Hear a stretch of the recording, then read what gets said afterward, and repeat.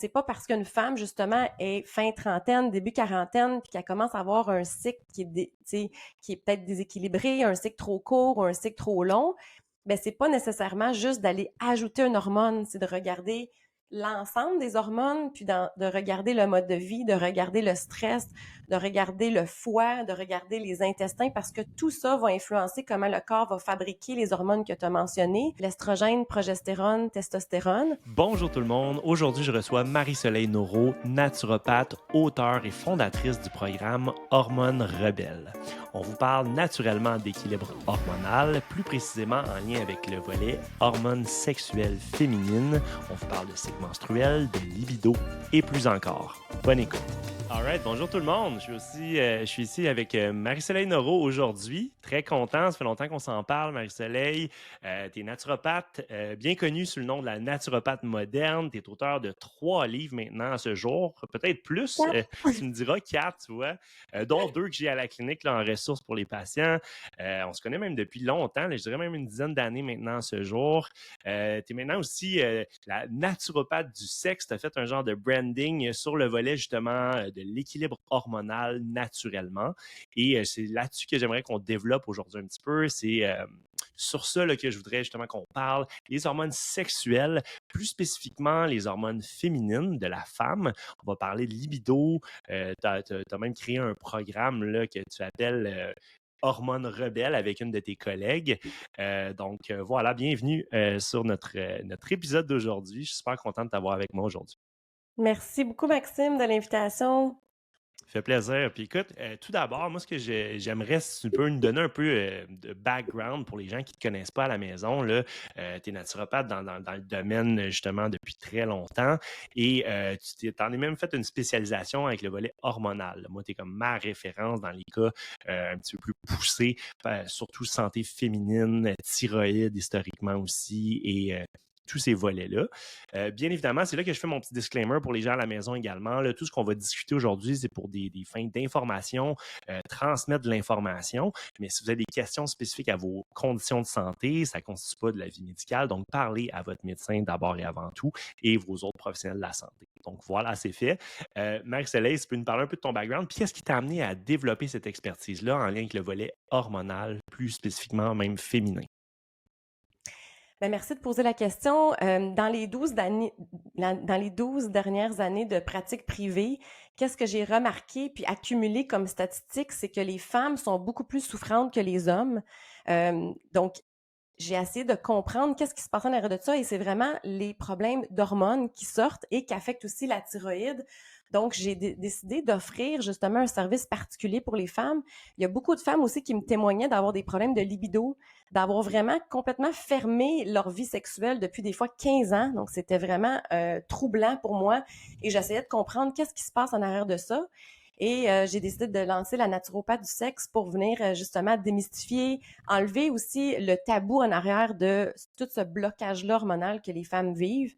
Et j'ai découvert aussi que les femmes sont beaucoup plus souffrantes au niveau moral, inflammation, fatigue, tout en lien avec leur système hormonal. Écoute, totalement d'accord, puis je trouve que ça fait bien du sens, puis je crois que les femmes ont grand besoin de ça. Effectivement, je dirais même que moi, dans ma pratique, en tant que chiropraticien, avec un volet holistique, avec la santé intégrative, évidemment, c'est hyper fréquent et tous ces débalancements-là, et on va pouvoir en parler tantôt, c'est toute une question d'équilibre, hein. Et lorsqu'il y a un déséquilibre, ne serait-ce que par une panoplie de conditions, le stress mécanique, peu importe, bien, ça va venir jouer sur le volet hormonal ou vice-versa. Puis les patientes ont une panoplie de plaintes aussi en clinique neuromusculo-squelettique. Et comme tu le dis si bien, au niveau de l'humeur, puis là, ça fait un cercle vicieux sur une panoplie de choses. Et souvent, elles sont laissées à elles-mêmes où on peut ou pas de ressources pour essayer de faire ça. Parce que c'est quand même complexe, on va le voir aussi, le volet hormonal. Euh, Mhm. donc, des fois, c'est pas toujours évident de savoir où aller, quoi faire, où commencer. Donc, chapeau d'avoir fait ça. Et Merci. j'aimerais ça, si on peut faire d'ailleurs une petite intro là, sur le volet justement hormonal, les hormones féminines. Là. On a la progestérone, on a l'estrogène, on va parler de ça un petit peu. Les femmes ont une certaine portion aussi de testostérone. j'imagine qu'on va s'en tenir peut-être à ça. On va peut-être faire intervenir différents concepts, les hormones thyroïdiennes, le stress, cortisol et compagnie. Mais grosso modo, c'est quoi les hormones? Puis pourquoi le volet hormonal est aussi important ou déséquilibré même de nos jours? C'est une grosse Mhm. question, là, mais tu peux partir Oui, c'est une bonne question. sans problème. Ben, en fait, j'aime ça commencer à démystifier le terme hormones sexuelles parce que des fois, les gens vont pas nécessairement les mettre dans le même panier. Tu sais, on a plusieurs types d'hormones. Tu sais, on a les hormones du stress. Les hormones sexuelles, c'est tout ce qui va toucher, dans le fond, la fertilité. Mais même si on n'est plus en âge d'être fertile, on a besoin de ces hormones-là. Donc, des fois, les gens pensent pas que la testostérone, justement, elle est présente aussi chez la femme. C'est super important pour les muscles, pour la motivation. Ça a un impact au niveau de la dopamine, qui est un neurotransmetteur. Donc, il y a vraiment beaucoup de choses qui sont reliées. Et donc, c'est ça. Donc, les gens, des fois, quand ils entendent hormones sexuelles, on pense juste à la libido, mais ça a un impact à plusieurs autres niveaux. Mhm. Très bien, très bon point. Mhm. Puis, ben c'est ça. Donc, il y a le système nerveux et le système hormonal qui travaillent beaucoup en équipe, en collaboration. Puis, ben c'est ça. Les femmes, des fois, quand ils commencent à avoir des malaises de plus en plus avec les médias qui parlent des hormones bioidentiques, ben les femmes vont essayer d'aller recours à des solutions parce que des fois, ils sont découragées, ils ont essayé plein de choses, ils s'endurent plus. Mais le problème, c'est quand on regarde pas globalement, qu'est-ce qui se passe, qu'est-ce qui cause un déséquilibre hormonal, ben des fois on passe à côté de quelque chose.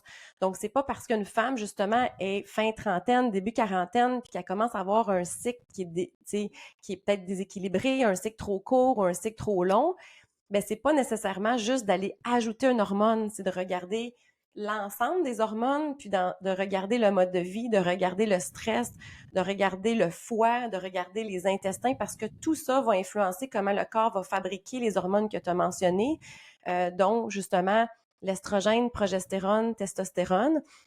Mais ça, c'est toute une cascade aussi qui part de plus haut. Hein? Donc, si, je sais pas si tu voulais partager une image où les gens peuvent taper sur Google juste hormones sexuelles, puis de voir que ça part dans notre corps au niveau du cholestérol, puis que c'est produit donc chez les femmes dans les ovaires et chez les hommes dans les testicules, mais aussi c'est en lien avec la cellule où est-ce qu'on produit aussi notre énergie, donc la mitochondrie. Fait que ça, c'est un terme qui est un Mhm. petit peu nouveau peut-être pour certaines personnes, mais on en entend de plus en plus parler. Et c'est dans la mitochondrie, c'est comme des fourneaux cellulaires qu'on produit aussi le cortisol.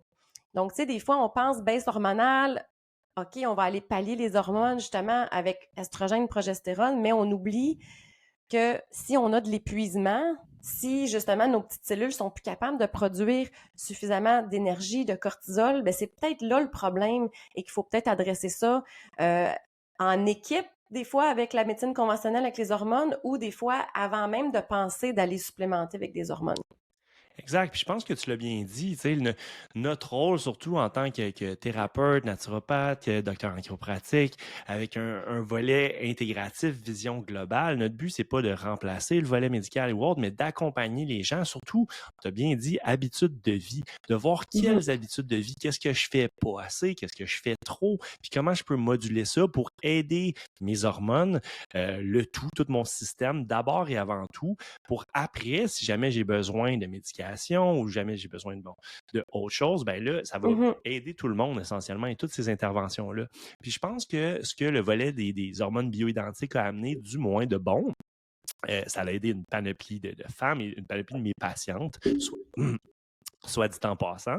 Mais ça l'a amené justement un awareness, une conscience de hey, le volet hormonal a un impact sur ô combien d'aspects de ma santé, mon bien-être mental, mon sommeil, ma peau. Trois petits points.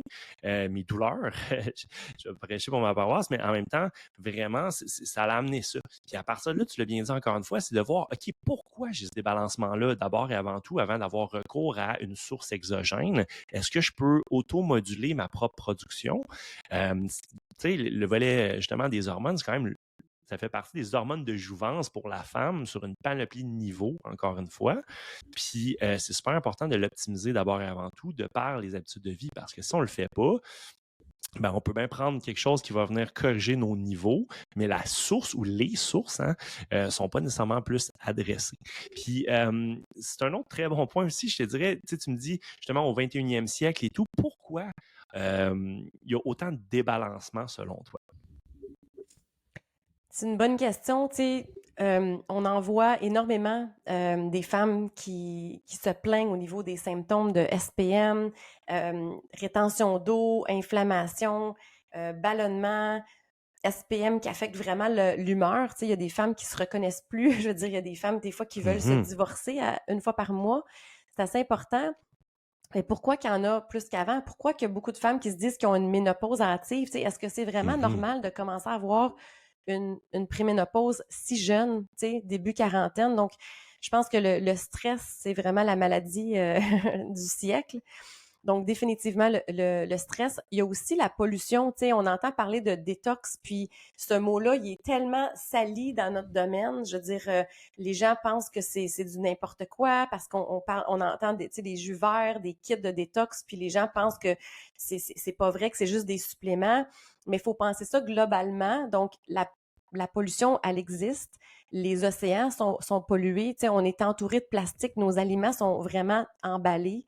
Les gens, en fait, ça a été identifié que l'accumulation de plastique qui touche à nos aliments, plus qu'est-ce qu'on a peut-être si on mange des produits de la mer, donc les poissons, etc., c'est équivalent d'une carte de crédit par semaine qu'on Wow. ingère de plastique.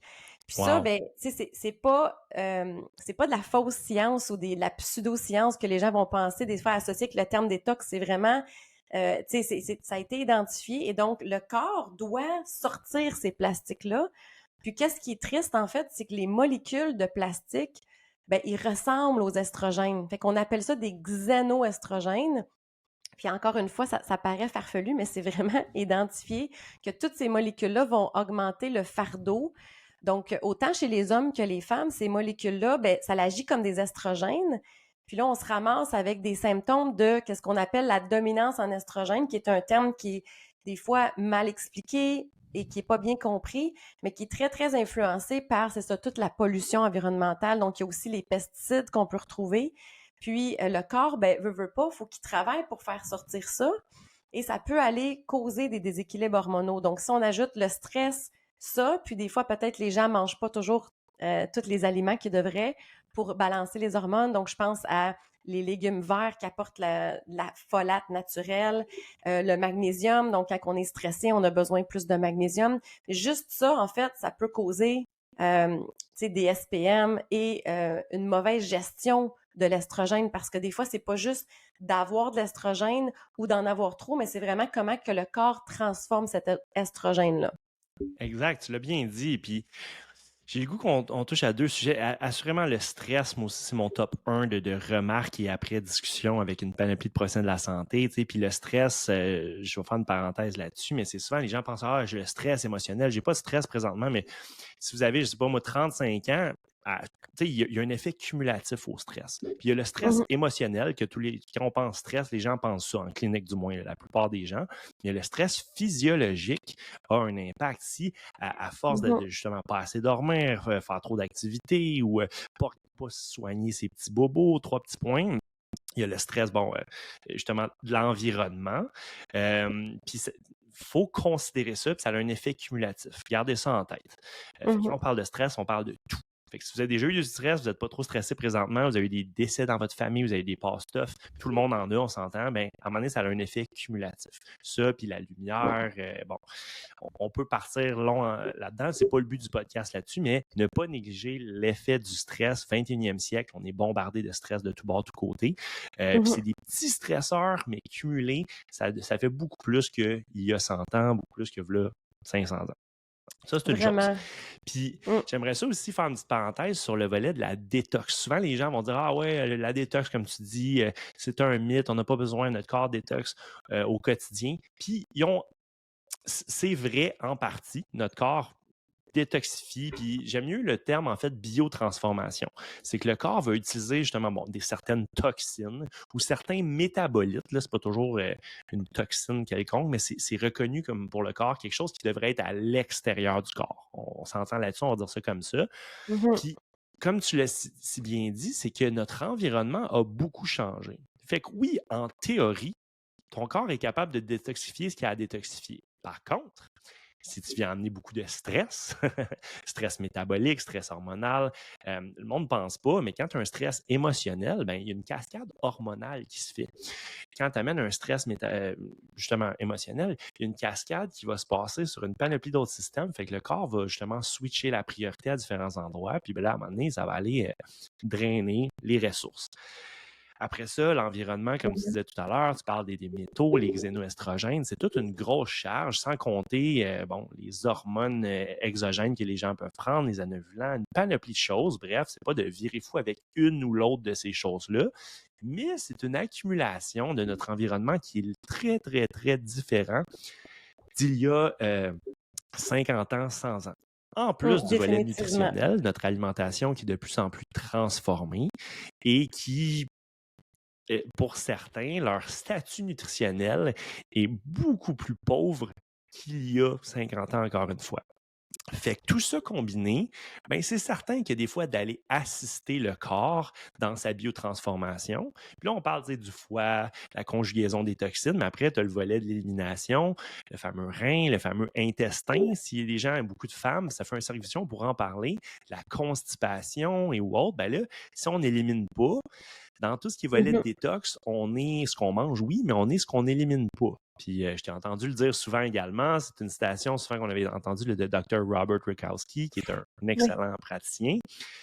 Donc, c'était la petite parenthèse que je voulais faire là-dessus. Parce que des fois, il y a souvent nos détracteurs ou des gens qui vont dire « Ah oui, la médecine fonctionnelle » ou « C'est pas vrai qu'on peut pas on a besoin de détox ». Chacun, c'est sur une base individuelle, mais c'est super important de considérer justement la toxicité environnementale et comment notre corps deal avec. Parenthèse fermée. Effectivement. Mais c'est vrai que le foie est supposé de faire son travail, mais des fois, il a besoin de nutriments, puis ça se peut qu'il en ait pas assez dans l'alimentation, où on voit des gens justement qui ont tellement une gestion lente, ben, que les nutriments sont pas nécessairement bien absorbés. Puis, comme tu l'as si bien mentionné, combien de femmes ont un ralentissement au niveau du transit? C'est vraiment en fait, c'est plus présent chez la femme et il y a un lien hormonal et il y a un lien avec la thyroïde. Donc, je dis pas que les hommes ça n'arrive pas aux hommes d'avoir de la constipation, mais c'est vraiment plus présent chez la femme. Donc, c'est vraiment un cercle vicieux parce que c'est là que le corps va avoir de la difficulté à sortir les estrogènes une fois qu'ils sont devenus, en fait, si on veut, ça peut être une toxine, si on veut, j'aime pas ce terme-là, mais c'est plus que l'estrogène, quand elle est utilisée, ensuite, elle devient un métabolite que le corps veut éliminer, donc elle est plus bonne, et on doit justement s'assurer que tout le système digestif et le transit fonctionnent pour que ça sorte dans la toilette. Exactement. Puis ça, c'est un très bon point. Puis j'aimerais même faire le pont, si tu le veux bien, entre justement pourquoi les femmes ont un peu plus tendance, du moins c'est une de mes observations cliniques, je suis certain des tiennes, les femmes qui ont tendance à avoir un peu plus de problèmes de digestion que les hommes, ou du moins de le remarquer plus. Si tu peux élaborer là-dessus, j'apprécierais. Oui, parfait, merci. En fait, c'est vraiment tout connecté. L'estrogène va être justement plus problématique si on la transforme pas bien et elle va avoir un impact au niveau de la fluidité de la bile. Puis, le plus qu'on va avoir des métabolites ou une accumulation de cet estrogène-là, le plus qu'on va aller inhiber la thyroïde. Et la thyroïde aussi, vu que c'est en fait une glande de notre métabolisme, elle va avoir un impact sur plein de glandes, dont la vésicule biliaire. Fait que c'est vraiment un cercle vicieux. Tout ce qui est estrogène va aller avoir peut-être un impact de ralentissement de l'utilisation ou de la production des hormones thyroïdiennes. Et c'est vraiment reconnu que ça va épaissir la bile. C'est pour ça aussi qu'en SPM, les femmes, des fois, ils ont un transit correct, mais ils vont avoir quelques jours de constipation avant les menstruations parce que des fois, ils n'auront pas réussi à sortir du corps l'estrogène qui va avoir été produite plus autour de l'ovulation. C'est comme si ça va stagner dans le corps. Et donc, il y a vraiment un cercle vicieux entre tous les systèmes. Je trouve ça excessivement intéressant, puis justement, Autant, je suis sûr qu'il y a certaines auditrices qui vont se reconnaître là-dedans. Puis je trouve ça un point intéressant. Puis ça nous explique d'ailleurs pourquoi il y a il y a beaucoup plus de femmes. Il y a une majorité de femmes, je dirais, qui ont des problématiques de vésicule biliaire, qui finissent par se faire retirer même la vésicule biliaire. Fait penser des fois à ça par rapport au Mhm. volet de la dominance en estrogène. Puis je pense que tu l'as bien dit aussi. Des fois, c'est ces métabolites-là qui sont juste pas bien excrétés. Puis souvent, des fois, les praticiens de la santé, on va entendre ça, même des fois leur entraîneur, les femmes vont dire ils m'ont dit que j'ai peut-être une dominance en estrogène. Puis, des fois, c'est une réelle dominance en estrogène qui va être mesurée par leur médecin dans les prises de sang, mais des fois, dans les prises de sang, ça va être comment tout est beau. Puis, comme tu l'as si Exact. bien dit, des fois, c'est que, c'est comment leur corps le métabolise et où cette réabsorption-là qui se fait dans le transit intestinal trop lent et où pour une panoplie d'autres raisons, on s'entend. Mhm. Mais ça aussi, c'est à. Puis là, les femmes vont être découragées, vont dire ah ben non, là, mon médecin m'a dit que tout est correct. Puis en théorie, c'est vrai selon ces analyses de sang-là, mais si on pousse plus loin, là, ça devient aussi très Mhm. intéressant pour des pistes de solutions pour ces femmes-là qui, comme rendues là, Mhm. sont face à un mur. Là. Oui, tu as touché un point vraiment important. C'est ça, le problème, c'est qu'est-ce qu'on voit dans le sang? On voit tu sais, les hormones, l'estradiol, mais on voit pas ces métabolites-là. Ça va pas nécessairement refléter la réalité. Puis des fois, les gens vont juste se faire dire que la dominance en estrogène, c'est le ratio entre l'estrogène et la progestérone, parce que si on est en âge d'encore avoir des menstruations, la femme va produire de la progestérone à chaque mois si ça va bien. Donc, si elle n'est pas trop stressée, si elle ne manque pas de certains nutriments, s'il n'y a pas un déséquilibre de la thyroïde. Puis là, ben, il y a des gens qui vont parler que la dominance en estrogène est seulement l'estrogène par rapport à la progestérone. Mais ça, c'est une façon de le voir. Mais supposons que quelqu'un se fait mesurer justement au niveau sanguin ou même peut-être avec des tests aux États-Unis où est-ce qu'on voit les métabolites dans l'urine.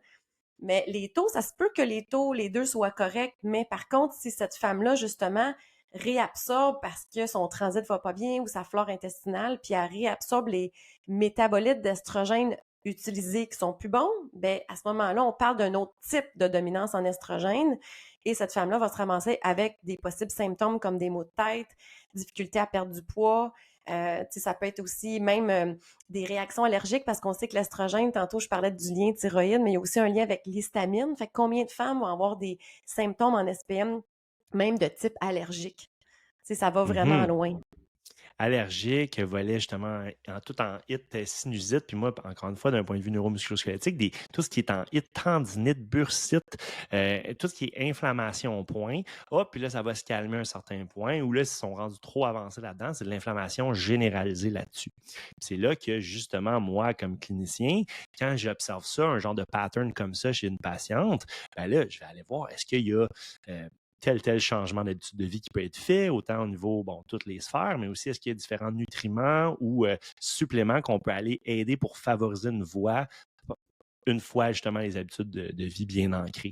Et c'est là que souvent, on a des beaux résultats sur les douleurs neuromusculosquelettiques, mais au-delà de là, sur une panoplie d'autres choses. Oh, l'humeur va mieux, la peau est mieux, les cheveux, les ongles, 3 petits points, et évidemment, tout ce qui vient autour de ça, la fertilité, le volet hormonal de façon générale. Exact. Tu m'as parlé tantôt de mitochondrie. J'aimerais ça qu'on développe un petit peu, c'est comme un peu le sujet de l'heure là, en médecine fonctionnelle et tout, c'est très trendy. Tu référais aux mitochondries comme vraiment le fourneau de la cellule, la production d'énergie. Est-ce que tu peux élaborer un petit peu plus sur justement leur utilité dans le volet du corps en général, hormonal, mais aussi qu'est-ce qui peut venir les affecter? Oui, avec plaisir. C'est peut-être pas moi l'experte au Québec en mitochondrie. Par contre, Mhm. rapidement comme ça, il faut vraiment imaginer ça comme des fourneaux cellulaires. En fait, qu'est-ce qui est intéressant même de l'imaginer, c'est ça ressemble à une bactérie, la mitochondrie. C'est comme si on est une fusion, hein, tu sais, si on parle de nos ancêtres, comment l'humanité a été créée. C'est assez intéressant quand on regarde visuellement puis qu'on fait le pont peut-être avec, tu sais, à quel point qu'on a des bactéries essentielles dans notre flore intestinale, puis que maintenant on parle d'avoir plus de bactéries que de cellules. Donc, c'est peut-être juste quelque chose là, qui porte à réflexion, mais si on regarde visuellement, bon, ça ressemble à une bactérie, mais c'est plus comme un fourneau cellulaire. Et c'est merveilleux parce que c'est là qu'on produit justement plein de choses, dont nos hormones, le cortisol. Mais le côté qui est un peu triste, c'est que c'est hyper fragile. Donc, c'est fragile à la pollution, c'est fragile à le manque de nutriments. Il y a des gens qui commencent à parler peut-être de tout ce qu'on a créé au niveau des ondes électromagnétiques. Je veux dire, il y a plusieurs choses, les virus, etc. Tu parlais aussi même tantôt des stress. Tu as nommé les stress. Ben, il y a aussi des stress physiologiques, comme tu dis, si quelqu'un a justement peut-être une condition de santé qui draine le corps, comme justement peut-être des problèmes de mauvaises bactéries prédominantes dans l'intestin ou de virus latents. On entend parler maintenant de les gens qui ont déjà eu la mononucléose, par exemple. Ben, ça sort plus positif dans le sang, mais ça se peut que ce soit un virus latent un peu similaire à Mhm. l'herpès, dans le sens que les gens qui ont eu un feu sauvage une fois sont toujours à risque que ça ressorte. Fait que ça, c'est comme, ça peut être un stresseur dans le corps, un Mhm. peu sournois. Et ben, c'est ça, les mitochondries sont vraiment fragiles à toutes plein de choses.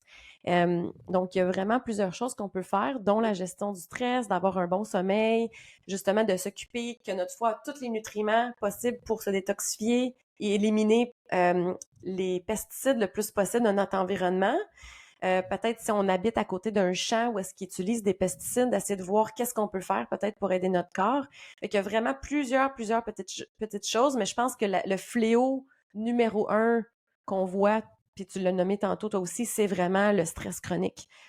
Tu sais, les gens, tu sais, si on prend juste l'exemple du texto, quand on reçoit un texto, la plupart des gens, tu sais, ils vont avoir un genre de stress de vouloir répondre tout de suite, vont se Mhm. sentir obligés de répondre tout de suite. Puis là, avec Facebook Messenger, tu sais, ça finit plus. Notre téléphone, il sonne tellement. Si on compare ça à avant, quand les gens n'avaient pas de cellulaire, puis qu'on avait juste un répondeur à la maison, ben des fois, ça nous prenait des jours à retourner l'appel. Fait qu'imaginez le niveau de stress qu'on a juste par un texto ou l'accumulation de courriels. Tu sais, on réalise pas, mais c'est un stress. C'est un Qui est stress même très, très, d'aller, tu sais, très. d'aller faire des commissions. Tu sais, les gens prendre ta voiture, d'avoir du trafic, de se faire klaxonner. Tu sais, les gens réalisent pas toutes ces accumulations de petits stresseurs-là qu'on avait peut-être pas autant avant. Exactement, tu sais, puis c'est comme une accumulation de petits stress de basse intensité, mais fois des millions. Puis qui a Oui. quelques, je dirais même 10, 20 ans, pas si longtemps que ça, là, était à des années-lumière en termes de beaucoup plus minime, c'est ça que je veux dire. Puis c'est un peu comme, OK, je vais faire un sprint là, de 100 mètres, puis je vais pouvoir me reposer. Mais là, c'est comme si on courait des marathons non-stop au quotidien. En termes de petits stresseurs, c'est des petits efforts, mais cumulés non-stop pour notre système nerveux central, pour nos neurotransmetteurs et toute notre physiologie essentiellement, et qui va avoir un effet délétère avec le temps sur délétère, on va dire un effet cumulé, un certain coût physiologique, métabolique Mhm. avec le temps. Euh, J'entends souvent parler c'est ça, différents professionnels de la santé, puis je pense que les gens s'entendent là, sur le volet, le fameux cycle menstruel, comme un cinquième signe vital, là, tu sais. Les autres étant, bon, la température, le pouls, etc. Je trouve ça fascinant pour les femmes. Moi, une de mes premières questions à toutes mes nouvelles patientes, c'est combien de temps dure ton cycle? Puis souvent, beaucoup, malheureusement, ou peu importe, mais surprenamment, ne le savent pas. Ou ont un cycle complètement irrégulier ou vraiment suboptimal, on va dire ça comme ça. Puis ça ressemble à quoi, Marie-Soleil, pour les femmes qui nous écoutent à la maison, là, un Mhm. cycle sain, on va dire ça comme ça? Oui, merci d'aborder ça. Maxime, Qu'est-ce qui est c'est normal, puis qu'est-ce qui n'est quelque pas chose normal? qui m'a vraiment surpris, moi aussi, quand je demande la durée du cycle. Premièrement, les femmes souvent pensent à la durée des saignements, donc ils vont nous répondre 5 jours, 7 jours. C'est pas ça qu'on parle. Quand on parle du cycle, c'est jour 1 qui est les saignements jusqu'au jour avant de recommencer à saigner. Donc, le cycle typique qu'on parle dans les livres de biologie, c'est 28 jours. Il y a des femmes qui peuvent être toujours à 26 jours, puis toujours à 30 jours. Donc, l'important, c'est d'avoir quand même une régularité ou d'être toujours proche du même chiffre. Ça peut être, comme tu dis, un signe vital, un peu justement comme le sommeil, je veux dire le pouls. Je veux dire, c'est un signe de santé d'avoir un cycle régulier. Par contre, une femme qui a toujours un cycle trop court ou trop long, ça peut être un signe de d'autres choses et ça peut nous donner de la belle information. Donc, moi aussi, je le demande tout le temps, puis je dis aux femmes que s'ils ne sont pas au courant ou qu'ils ne portent pas attention, de commencer à l'écrire dans un bon vieux calendrier papier ou de trouver une application dans un cellulaire, puis de toujours aller dire à l'application ou dans le calendrier la première journée de saignement. Ça m'apporte aussi à dire, il y a des femmes qui ont du spotting, donc ça aussi, tu sais, des fois, les femmes vont prendre ça à la légère, pendant des années, ils vont souffrir. Moi, j'ai des femmes, des fois, qui ont, tu sais, du spotting ou du sang pendant 2 semaines par mois. C'est pas normal, ça non plus. Puis des fois, ils se font juste dire, ah, ben, tu sais, t'es comme ça, ou... Mais il faut gratter plus loin. Pourquoi est-ce que tu es comme ça? Même si ça fait 10 ans que tu as du spotting, il y a peut-être quelque chose d'anormal. Peut-être que tu as justement une incapacité de produire assez de progestérone parce que tu es toujours stressé. Donc, il faut vraiment aller regarder en arrière de ça. Donc, en général, un cycle qui est trop court, souvent, ça va être un signe de stress chronique, donc un déséquilibre entre le cerveau et les ovaires, donc l'axe hypothalamo, hypophysaire, tout ce qui est en lien avec les messagers qui partent du cerveau, qui s'en vont parler aux ovaires. Fait que ça, c'est quelque chose vraiment important à aborder parce que ça peut affecter la fertilité, mais ça peut affecter aussi l'énergie, le bien-être mental, les neurotransmetteurs, etc. Puis si les femmes ont un cycle qui est complètement toujours irrégulier ou vraiment des fois super long, là, 35, 40 jours, ben il y a aussi la glycémie. Donc là, Hmm. les gens vont dire, oh mon Dieu, il y a tellement de choses qui affectent les hormones. Ils vont Ouais. peut-être être encouragé ou découragé, mais oui, il y a plein de choses qui affectent vos hormones. Donc, si vous avez un problème avec votre taux de sucre, donc si vous êtes une bébête à sucre ou si vous avez des yo-yo, de peut-être vous sentir vraiment en baisse d'énergie après 2-3 heures, donc ça veut dire que vos réserves de sucre ne se font pas bien. Fait autant de l'hypo ou de l'hyperglycémie peut affecter la santé des ovaires et la production de la progestérone. Donc, ces femmes-là sont à risque d'avoir des ovaires polykystiques. Puis ça, malheureusement, ben, c'est pas très vérifié. À part dans des cas vraiment lourds ou quelqu'un qui veut tomber enceinte et que ça fait plus qu'un an, ça fonctionne pas. Des fois, les médecins vont faire des tests puis vont vraiment trouver que c'est les ovaires polykystiques, mais des fois, les femmes vont avoir une tendance aux ovaires polykystiques sans nécessairement avoir un taux sanguin qui va le démontrer.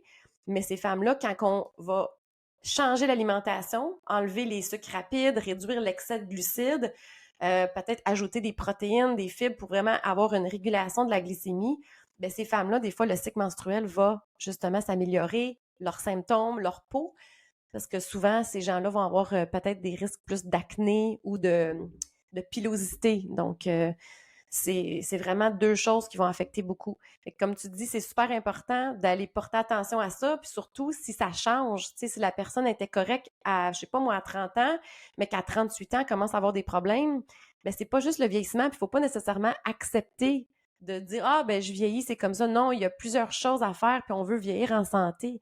On veut vieillir avec un beau cycle menstruel, puis idéalement avec le moins de symptômes possible jusqu'à la ménopause. Je trouve ça hyper pertinent comme discussion parce qu'il y a beaucoup de, justement, de femmes qui pensent que c'est normal ou qui sont juste comme ça. Ou, tu sais, puis ça, à certains degrés, ça le peut, mais typiquement plus souvent qu'autrement pour toutes les raisons qu'on a mentionnées, le stress du 21e siècle en étant un numéro un, l'environnement numéro deux. Les hommes écopent juste différemment, sont tout aussi affectés, mais les femmes, d'un point de vue hormonal, avec le cycle, qui a une nature cyclique très différente des hommes, ça va jouer beaucoup et à chaque mois sur une panoplie de sphères neuromusculo-squelettiques, mais également leur humeur. Puis quand on parle même de fertilité, j'avais une discussion avec un expert en fertilité là, sur un autre podcast, puis lui aussi il disait, bon, le stress numéro un, mais souvent aussi il disait le meilleur moment pour commencer pour les femmes à la maison qui pensent avoir des enfants éventuellement ou autre, c'est souvent le whoop, on commence à essayer, puis on se rend compte que whoop, on a des petites difficultés ou hop, ça va moins vite qu'on aurait pensé, ben, il dit le meilleur moment pour commencer, c'est le plus tôt possible. Quand vous pensez même avoir une idée qu'un jour vous voulez avoir des enfants, de commencer à monitorer votre cycle, de commencer à voir où vous en êtes où. Parce que quand on tombe dans du troubleshooting et de devoir aller justement renverser certains processus qui se sont tramés sur des années, ben écoute, ça se peut qu'il y ait du chemin à faire. Là. Fait que si on est, je sais pas moi, on est en âge avancé, puis on est un peu à une butée d'une fenêtre de temps, ben ça se peut que, oups, on se dit, ah, j'aurais donc dû commencer avant. OK? Fait que ça, c'est une chose, c'est un aspect, mais ce qui est important, c'est que oui, la fertilité, c'est une chose en soi, mais c'est le reflet d'une panoplie d'autres facettes de la santé.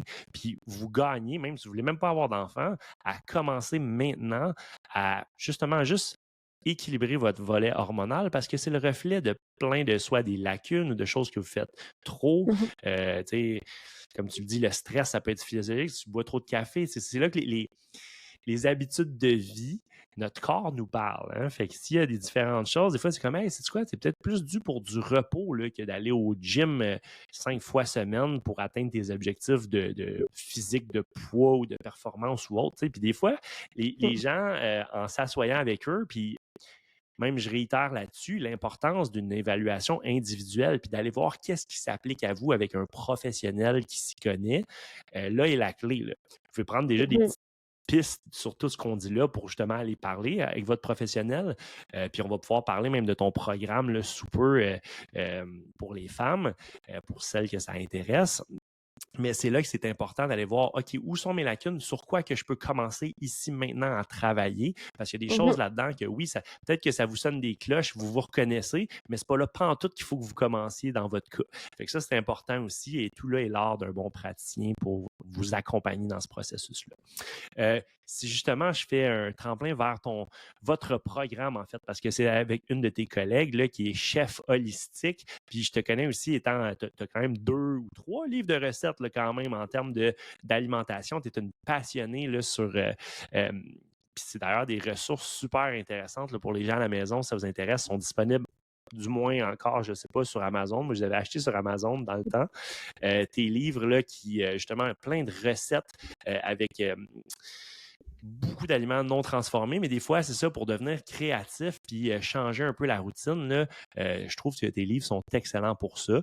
Ceux qui parlent effectivement d'alimentation et de recettes. Merci. Donc, si tu pouvais nous parler un petit peu plus là, de ton fameux programme Hormones Rebelles, ça consiste Oui. en quoi, c'est pour qui et c'est disponible où et quand?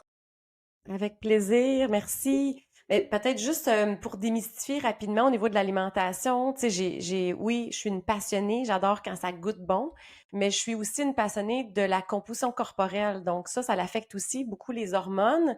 Donc, tu sais, on rentrera pas dans ça aujourd'hui, mais c'est quand même important aussi les glucides, les protéines. Fait que, tu sais, il y a beaucoup de trends ces temps-ci avec le keto, avec le végétarisme, puis des Mhm. fois, ça peut causer ça, des déséquilibres hormonaux. Tu sais, tu parlais de l'entraînement, tu sais, qui cause un stress. Quelqu'un qui s'entraîne trop, ben ça va affecter aussi le cortisol.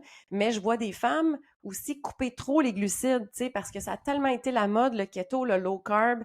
Ben il y a des femmes qui se créent des déséquilibres hormonaux parce qu'on a besoin des glucides, surtout dans la phase où est-ce qu'on produit notre progestérone. Donc, c'est un peu ça aussi par rapport à mes livres et le programme, c'est qu'on veut mettre en lumière tout ce qui affecte les hormones et d'apporter justement des menus pour aller nourrir, si on veut, équilibrer le système hormonal, mais pas avec rien d'excessif. Parce que les femmes, souvent, se ramassent, ils ont fait des diètes excessives, tu sais, ils ont fait soit le végétarisme, ça a peut-être causé certaines carences chez certaines personnes, ça dépend de notre génétique. Il y en a qui ont fait le keto, ça les a vraiment aidés au début, mais après ça, finalement, ça cause un déséquilibre. Donc, ils se ramassent justement dans notre programme parce que ils ont un déséquilibre hormonal ou ça l'a aidé au début, ça a été empiré par une certaine diète. Et donc, avec Hormones Rebelles, on essaie de présenter des notions pour que les femmes puissent comprendre leur corps, comprendre leurs besoins, comprendre leur type de métabolisme. Donc, c'est pas tout le monde qui doit couper les glucides, hein? Ça dépend vraiment, tu sais, dans la famille, est-ce qu'il y a du diabète? Est-ce qu'il y a de la résistance à l'insuline? Est-ce qu'il y a de l'obésité? Peut-être que cette personne-là va avoir un bienfait de couper beaucoup les glucides pour ses hormones. Mais si la femme, c'est pas ça, donc c'est peut-être plus des gènes de stress, des gènes d'être hyperactif et tout ça, peut-être que cette femme-là a le besoin des glucides, mais avec Hormones Rebelles, on explique comment mesurer ça. Donc, soit en collaboration avec la médecine conventionnelle, soit avec des quiz, soit avec juste de reconnaître justement les signes, symptômes, les malaises dans le corps. La personne, elle peut déjà savoir c'est quoi son type de transformation de ces glucides-là. Et donc, on a créé 12 modules qui vont vraiment couvrir de A à Z. Donc, probablement comprendre c'est quoi l'estrogène, la progestérone, la testostérone, comprendre la glycémie, comme je viens de dire, comprendre comment le foie transforme l'estrogène particulièrement. Donc, que ce soit notre propre estrogène ou les estrogènes qu'on se fait prescrire si on veut aller vers des hormones bioidentiques, il faut quand même que le foie soit capable de les transformer. On explique Mhm. aussi l'implication de la flore intestinale. On a un module complet sur le cortisol et le stress, comment le moduler, comment comprendre, est-ce que on a peut-être justement trop de cortisol, tu sais, au début, quand on commence à être stressé, mais après ça, qu'est-ce qui est pas assez véhiculé, je trouve, dans les médias, c'est quand les gens sont en stress chronique depuis longtemps, la baisse, donc quand on n'est plus capable de produire assez de cortisol, ça aussi, ça cause des problèmes, autant au niveau de l'énergie, l'inflammation que les hormones. Donc, on couvre vraiment en 12 modules tous les systèmes du corps pour avoir une approche justement holistique, comme des fois on aime utiliser, intégrative, qui est le nouveau terme qu'on entend de plus en plus parler, pour pas avoir une approche de dire, OK, j'ai une baisse hormonale, je prends des hormones, mais plutôt dire, OK, ben, tu sais, la vision vraiment globale, qu'est-ce qui affecte mon corps, puis comment que je peux vieillir en santé à tous les niveaux, peu importe l'âge. C'est une femme qui a un déséquilibre à 32 ans va bénéficier, mais une femme qui est à 54 ans, je sais pas, puis qui commence vraiment à sa ménopause, va aussi bénéficier d'aller rééquilibrer tous les systèmes du corps. Donc, ça va aider à avoir moins de symptômes de SPM ou de ménopause, mais ça va aider aussi l'énergie, la peau, la gestion du poids, d'avoir suffisamment de muscles. Hein. On veut maintenir le muscle en vieillissant, puis ça l'aide justement plein d'autres mécanismes au niveau de brûler les gras, l'humeur, la posture, etc. Fait que Euh, c'est très global. Effectivement, puis je pense que tu l'as bien dit, je crois fermement et profondément justement à l'éducation, à devenir souveraine de sa propre santé. Et ça passe vraiment par s'éduquer sur, OK, quels sont les systèmes autour de ça? Puis les gens qui font ce processus-là, puis je le vois, moi, mes patients, on va parler pour les femmes, là, de par la thématique d'aujourd'hui, qui font ce processus-là, leur niveau de santé, mais aussi, je dirais même d'épanouissement, parce que tu sais où tu t'en vas, puis tu n'attends pas juste que quelqu'un te dise quoi faire, puis là, ça marche pas, tu sais pas vraiment pourquoi ça marchait ou pourquoi ça n'a pas marché, versus justement de savoir qu'est-ce qui se passe dans notre corps, puis de comprendre que, à cette phase-là de mon cycle, ça se peut que je doive changer mon apport en glucides, en protéines, en peu importe, parce que non seulement voilà la théorie derrière, mais voilà mon corps à moi, parce que tu as la théorie, tu as la pratique, tu l'as bien dit, tu as Mhm, l'individualité de la personne, la génétique. Donc, on gagne toujours à apprendre à se connaître, oui, à connaître la physiologie, à connaître le corps humain en général. Ça n'a pas à être compliqué. Oui, c'est un système qu'il y a beaucoup de choses qui viennent jouer et tout, mais une étape à la fois, puis en le faisant avec son propre processus, ben c'est le fun parce qu'on prend ce qui s'applique à nous, puis on navigue ça, on n'est pas obligé de tout savoir d'un coup, puis mhm, d'avoir une plateforme comme vous avez créée là, ça peut, avec les questionnaires, comme dit, puis avec de l'aide justement du volet médical, on peut poser ces questions-là à notre médecin, mhm. voir si ça peut cadrer pour nous ou non. Ben là, ça devient intéressant parce que c'est plus juste, écoute, j'essaye ça, je regarde, tu sais, puis si ça marche pas, ben j'essaye d'autres choses avec quelqu'un d'autre. C'est vraiment de se réapproprier son propre pouvoir. Et ça, je trouve ça ô combien important, mais nécessaire, je dirais, avec notre record de conditions chroniques là, dans notre population. Au Mhm. 21e siècle, je crois que ça va passer ces changements-là si on veut s'en sortir, sans compter les coûts que ça occasionne au système public, etc., mais les coûts juste de bien-être. Combien de patientes qui ont fait justement ce cheminement-là, Puis ça a transformé leur vie, là, comme tu l'as si bien dit, 2 semaines par mois à cause de leur cycle est débalancé. Ils ont des idées Mhm. suicidaires ou leur mood n'est pas là. Ils ont le goût de se séparer, comme tu as dit, ou ils n'ont juste pas de libido depuis 15 ans.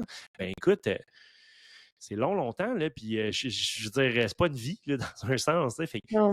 de savoir qu'il y a quelque chose à faire et que c'est pas une recette pour tous. Faut juste faire du troubleshooting avec bon, des professionnels de la santé, mais aussi, je trouve que c'est un très bon point de départ et des excellents outils que vous avez créés là en français, il faut le dire, hein, parce que longtemps, nous, toutes notre rééducation, le fait avec des formations, soit fallait voyager ou récemment un peu plus des webinaires, mais c'est principalement en anglais. Fait que chapeau à vous deux là, de l'avoir fait en français et de le rendre aussi accessible. Donc, puis c'est où est-ce que les gens peuvent trouver cette formation-là? Et est-ce qu'il y a des dates où ils peuvent le faire à leur propre rythme en ligne? Merci. Oui, oui, il y a vraiment un besoin d'apporter du français, donc merci de le souligner, c'est gentil. Les gens peuvent avoir accès, s'ils veulent être autodidactes, à juste prendre les formations eux-mêmes. Et des fois, on crée des cohortes parce que les femmes, des fois, ont des questions, ils veulent être plus accompagnées. Mais peu importe qu'ils prennent justement avec ou sans cohorte, ils ont quand même tous les modules et tous les recettes. Donc, il y a vraiment des différents menus à chaque semaine pour évoluer progressivement sur 3 mois. Et donc, les gens peuvent trouver sur hormonerebelle.com. Super. Merci. Puis, je dirais, puis justement, tant qu'à y être, là, sur les médias sociaux, je sais que tu es très présente, tu postes beaucoup justement sur ton channel YouTube que je vais mettre dans les show notes, bien évidemment. Sur Instagram, j'ai vu aussi, sur Facebook, tu postes beaucoup de capsules informatives sur une panoplie de choses. Donc, je vais inviter les gens à te suivre là, sur les médias sociaux. Je vais tout mettre les détails, chacun des comptes là, que tu me diras qui est les meilleurs moyens de te rejoindre, évidemment. Je vais mettre ça dans les Excellent. show notes pour les auditrices et auditeurs, en fait, qui peuvent vouloir envoyer ça à certaines femmes dans leur vie. Et tu sais, le volet hormonal, puis je sais que tu poses beaucoup de choses aussi, pas juste pour les femmes, parce que on n'en a pas parlé aussi aujourd'hui, mais le volet justement des xénoestrogènes et l'environnement et le stress, ça affecte beaucoup les hommes différemment, mais quand même par rapport à la testostérone. Et on pense encore une fois testostérone, libido, mais c'est, comme tu l'as dit tantôt, l'humeur, le mental, Mhm. la masse musculaire, l'inflammation. Il y a plein de Oui, choses qui sont reliées à ça et c'est crucial pour un homme également d'avoir des niveaux hormonaux optimisés. C'est moins le sujet d'aujourd'hui, mais qui peut être tout ton contenu est très pertinent en fait là, pour les deux sexes, bien évidemment. Euh, oui, S'il y avait une définitivement, tu chose, sais. Oui. oui, Mhm. vas-y. Ah, ben c'est juste pour dire, tu sais, c'est ça, on a parlé parce que les femmes sont beaucoup plus souffrantes, c'est un petit peu plus complexe, mais les hommes aussi peuvent souffrir d'avoir, comme tu dis, de la dominance en estrogène. Puis là, ben c'est là que les hommes vont avoir peut-être de la difficulté à perdre du poids, une démotivation. Qu'est-ce qu'on a abordé aujourd'hui au niveau du foie puis du cortisol? Ça peut aussi toucher les hommes définitivement.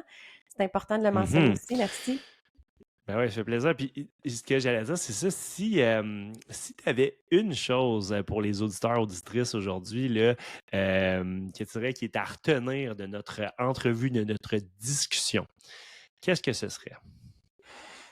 C'est qu'on ne devrait pas accepter que nos hormones nous font souffrir, puis qu'on devrait transformer ces hormones rebelles-là en hormones positives qui nous aident à être à notre meilleur. Puis j'adore le terme thrive en anglais. J'ai pas trouvé de traduction, je sais pas toi, mais ces hormones-là devraient vraiment nous soutenir et nous rendre meilleurs. Fait qu'on faut vraiment trouver une façon de pas accepter de souffrir puis de trouver comment qu'on peut utiliser nos hormones pour un plus grand potentiel, d'être à notre meilleur finalement. Puis tous les gens ont la capacité, autant hommes que femmes, de justement avoir un bon taux, que ça soit la testostérone, la progestérone, l'estrogène. Les trois en passant sont chez les hommes aussi. Hein. Les hommes, c'est juste des différents ratios.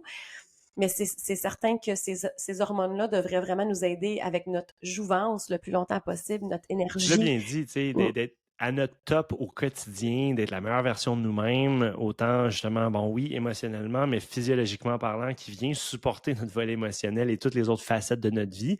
Je l'ai Mhm, googlé pendant que tu me disais ça. Et thrive, en fait, c'est prospérer. Et j'aime beaucoup le terme, en fait, mhm. justement. Je l'utilise beaucoup souvent aussi en anglicisme. Mais justement, prospérer, vivre sa meilleure vie, on va dire ça comme ça. Oui, c'est bien Et dit. ça, il y a tellement de facteurs au 21e siècle qui viennent jouer. On est loin de notre environnement naturel, bien évidemment. Puis c'est correct, ça amène plein de choses intéressantes aussi. Mais il faut juste être Mhm, conscient que notre physiologie est challengée par tout ça. Et justement, d'en prendre conscience, de mieux connaître notre corps, ça nous outille pour mieux pouvoir s'adapter et être justement à notre meilleur au quotidien. Et je le répète, prospérer. c'est Donc, écoute, super. euh, Mais en merci finissant, infiniment. j'avais Oui, peut-être vas-y, vas-y. un petit mini chose, Vas-y. sujet parce qu'on a mentionné hormones sexuelles au début, mais on n'a pas eu le temps de Mhm. parler beaucoup de libido. On a mentionné un petit Ouais. peu que ça faisait partie justement des signes problématiques. Donc, si Mhm. les auditeurs ont de l'intérêt pour ça, on pourra se reprendre, mais c'est aussi un signe de santé. Donc, je sais que des fois, les gens disent qu'ils en ont trop. Là, ça peut être un autre déséquilibre. Moi, je parle aujourd'hui plus d'un un manque. Ça peut être un signe justement de déséquilibre hormonal. Et ben, c'est ça qui m'avait interpellée au début à tout partir, justement, cette quête vers l'équilibre des hormones sexuelles. Mais j'ai réalisé que les femmes ont ce problème-là, mais avant, ils ont encore plus de problèmes au niveau d'irritabilité et tout ça. Mais on pourra en reparler une autre fois. Je voulais juste mentionner que c'était quand même un autre signe dans qu'est-ce qu'on a mentionné pour peut-être aligner les gens, d'avoir une puce à l'oreille qui se passe peut-être quelque chose d'anormal si justement ils ont chroniquement une libido basse. C'est clair que ça fait partie des choses à adresser. Effectivement, comme tu le dis si bien, c'est un des signes et symptômes d'un débalancement ou d'un déséquilibre potentiellement hormonal. Évidemment, aussi, tu sais, il y a plusieurs facettes potentiellement émotionnelles, stress et compagnie, plus bon, volet psychologique autour de ça. Mais aussi, des fois, c'est l'œuf ou la poule, hein, parce que comme on l'a bien mentionné, ça a un impact sur une panoplie de sphères, le volet hormonal et le stress, toutes ces hormones-là. Donc, des fois, ça va nous amener dans un cercle vicieux de on ne se sent pas bien, ça crée plus de stress et là, ça vient jouer sur notre volet émotionnel, notre perception de ce qui nous arrive. Et ben là, dans une approche conjointe, émotionnelle et physiologique, c'est là que justement on peut sortir la tête de l'eau et faire comme ouh, tout ce temps-là, je pensais que justement c'était un volet bon stress émotionnel ou autre, puis finalement c'était vraiment physiologique et où typiquement une combinaison de tout ça. Donc très bien Exact. mentionné, puis on pourrait se faire peut-être même un petit live à un certain point ou un truc comme ça sur le volet libido pour développer là-dessus. Parce que comme tu le dis, c'est quelque chose qui est hyper fréquent et c'est souvent quelque chose qui vient affecter la vie des individus, mais d'un Mhm. couple également et d'une panoplie d'autres Oui. trucs. Donc, C'est encore trop très tabou, bon point. donc il y a définitivement de la place à discussion. Parfait. Ben écoute, merci infiniment d'avoir été avec moi aujourd'hui, le Marie-Soleil. C'était vraiment une super discussion, super Merci. informatif. Là. Je suis certain que les gens à la maison vont beaucoup apprécier. Et au plaisir de se refaire une petite discussion ensemble, là, c'est toujours un plaisir. Mais merci beaucoup à toi aussi, puis félicitations pour le super podcast, c'est vraiment génial. Merci infiniment. Merci. Merci.